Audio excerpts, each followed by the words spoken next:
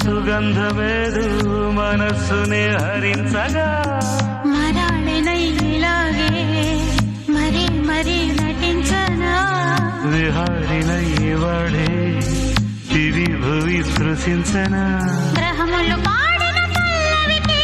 జాబిలి ఊగెనులే కొమ్మలు తాకి